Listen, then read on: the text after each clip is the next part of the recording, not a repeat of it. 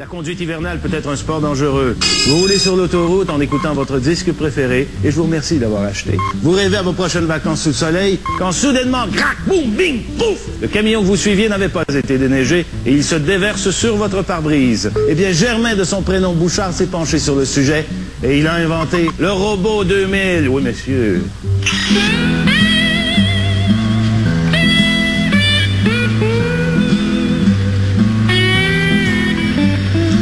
Germain Bouchard. Oui, monsieur. Germain Bouchard, vous êtes l'inventeur du robot 2000. Le robot 2000. Exactement. Et ça sert à quoi exactement?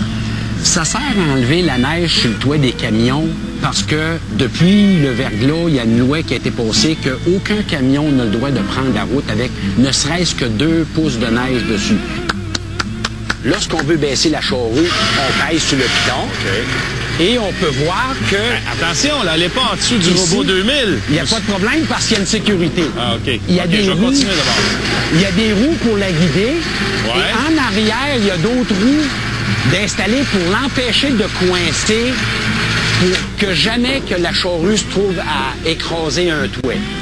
OK, donc ça, c'est la hauteur minimum de l'appareil.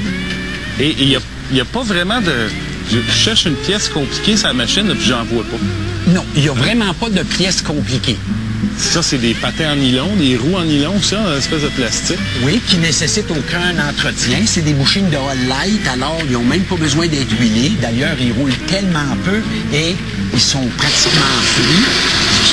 Et lorsque la minuterie est passée, elle remonte automatiquement. Il y a cette espèce de moissonneuse-batteuse-là en avant, là, qui sert à quoi exactement? Ça sert à casser la neige qui serait trop durcie. Parce qu'en réalité, la charrue, par rapport aux contrepoids qui sont ici, elle pèse à peu près 100 livres sur le toit.